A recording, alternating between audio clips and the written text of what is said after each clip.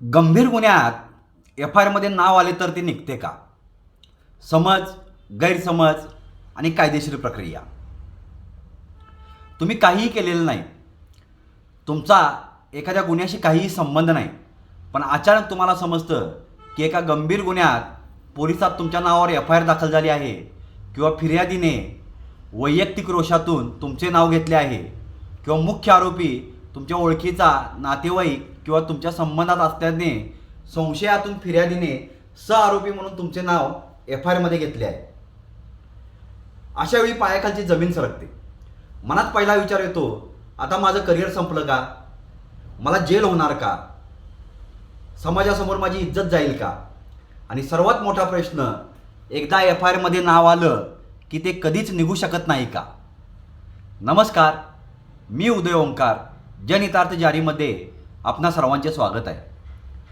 आजचा हा व्हिडिओ अत्यंत महत्त्वाचा आहे, कारण आज आपण एफ आय आरशी जोडलेले मोठे समज गैरसमज दूर करणार आहोत आणि कायदेशीर प्रक्रियेद्वारे एफ आय आरमधून नाव कसं काढता येतं याच्या 3 कायदेशीर पद्धती सोप्या भाषेत समजून घेणार आहोत.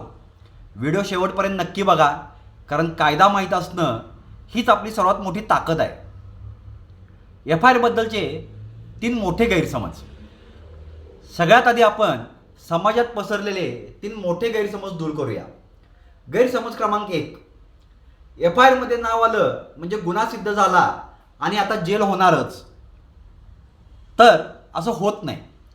कायद्याचा एक मूलभूत नियम आहे, जोपर्यंत कोर्टात गुन्हा सिद्ध होत नाही तोपर्यंत आरोपी निर्दोष असतो. एफ आय आर म्हणजे केवळ तक्रार आहे, तो अंतिम निकाल नाही. गैरसमज क्रमांक 2, पोलीस स्टेशनमध्ये जाऊन विनंती केली किंवा ओळख काढली तर पोलीस एफ आय आरमधून नाव लगेच खोडून टाकतात किंवा एफ आय आर फाडून टाकतात. नाही, हे शक्य नाही. एकदा का एफ आय आर सरकारी रेकॉर्डवर नोंदवला गेला की पोलिसांना तो स्वतःच्या मनाने रद्द करण्याचा किंवा त्यातील नाव खोडण्याचा कोणताही कायदेशीर अधिकार नसतो. गैरसमज क्रमांक 3, एकदा नाव आलं की आयुष्यभर ते डाग पुसता येत नाहीत, असंही नाही आहे. जर गुन्हा खोटा असेल तर कायद्यात अशी भक्कम कलमे आहेत ज्याद्वारे तुमचे नाव सन्मानाने बाहेर काढता येते. आता आपण पाहूया एफ आय आरमधून नाव काढण्याच्या 3 कायदेशीर पद्धती. कायद्यानुसार कोणत्या 3 टप्प्यावर एफ आय आरमधून नाव काढता येऊ शकतं? टप्पा क्रमांक 1, पोलिसांच्या तपासादरम्यान, इन्व्हेस्टिगेशन स्टेजला. जेव्हा एफ आय आर दाखल होतो तेव्हा पोलीस लगेच चार्जशीट कोर्टात पाठवत नाहीत. ते आधी तपास करतात. तुम्हाला काय करायचं आहे? जर तुम्हाला खोट्या प्रकरणात गोवला असेल तर तुम्ही घटनेच्या वेळी तिथं नव्हता याचे ठोस पुरावे, ज्याला कायद्यात प्ली ऑफ ॲलिबी म्हणतात, जसे की CCTV फुटेज, ऑफिसचे बायोमेट्रिक हजेरी किंवा दुसऱ्या शहरात असल्याचं तिकीट गोळा करा. हे पुरावे घेऊन तुम्ही तपास अधिकारी, इन्व्हेस्टिगेशन ऑफिसर किंवा जिल्ह्याचे SP, DSP, DCP यांच्याकडे लेखी अर्ज द्या. जर तपासात पोलिसांना खात्री पटली की तुम्ही निर्दोष आहात तर पोलीस कोर्टात चार्जशीट सादर करताना तुमचे नाव आरोपीच्या यादीतून वगळू शकतात किंवा बी समरी रिपोर्ट देऊन केस बंद करू शकतात. टप्पा क्रमांक 2, हायकोर्टातून एफ आय आर रद्द करणे. जर तुमच्यावर राजकीय द्वेषातून, कौटुंबिक वादातून किंवा जाणीवपूर्वक खोटा एफ आय आर दाखल केला असेल तर तुम्ही थेट उच्च न्यायालयात जाऊ शकता. भारतीय नागरिक सुरक्षा संहिता 2023 च्या कलम 528, जे पूर्वी IPCचे कलम 482 होते, याच्या अंतर्गत हायकोर्टाला विशेष अधिकार आहेत. तुमचे वकील हायकोर्टात सिद्ध करतील की तुमच्या विरुद्ध लावलेली कलमे आणि पुरावे पाहता प्रथमदर्शनी कोणताही गुन्हा बनतच नाही. हायकोर्टाला तथ्य वाटल्यास न्यायालय तो संपूर्ण एफ आय आर किंवा त्यातील तुमचे नाव रद्द करण्याचा आदेश पोलिसांना देते. टप्पा क्रमांक 3, कोर्टातून डिस्चार्ज मिळवणे. Discharge application. समजा पोलिसांच्या तपासातही नाव नाही निघालं आणि त्यांनी कोर्टात चार्जशीट दाखल केली, तरीही घाबरू नका. खटला सुरू होण्यापूर्वी तुमच्याकडे 3री संधी असते. तुम्हाला काय करायचं आहे?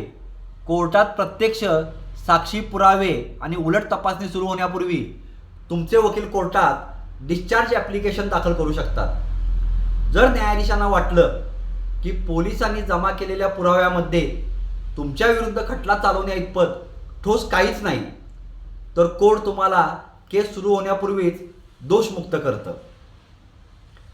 आता आपण हे बघू की खोटा FIR करणाऱ्यावर उलट कारवाई कशी करावी।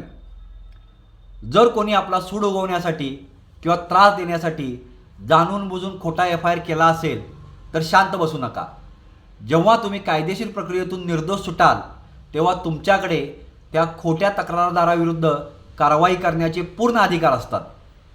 तुम्ही त्याच्याविरुद्ध मानहानीचा खटला दाखल करू शकता, कोर्टात भरपाई मागू शकता, खोटी साक्ष आणि खोटे पुरावे दिल्याबद्दल त्याच्यावर भारतीय न्याय संहिता अंतर्गत कायदेशीर कारवाईची मागणी करू शकता।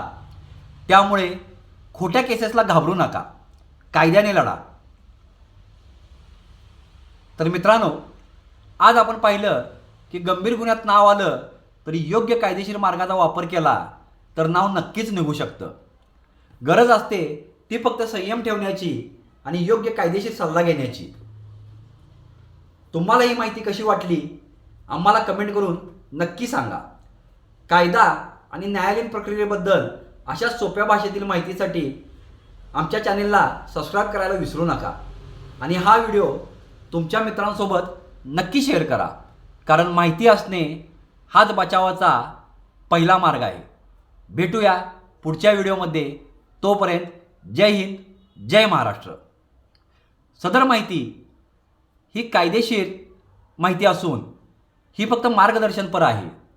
वैयक्तिक तुमच्या एखाद्या खटल्याच्या बाबतीत किंवा गुन्ह्याच्या बाबतीत काम करत असताना कायदेशीर तज्ज्ञांचा सल्ला तुम्ही अवश्य घ्यावा।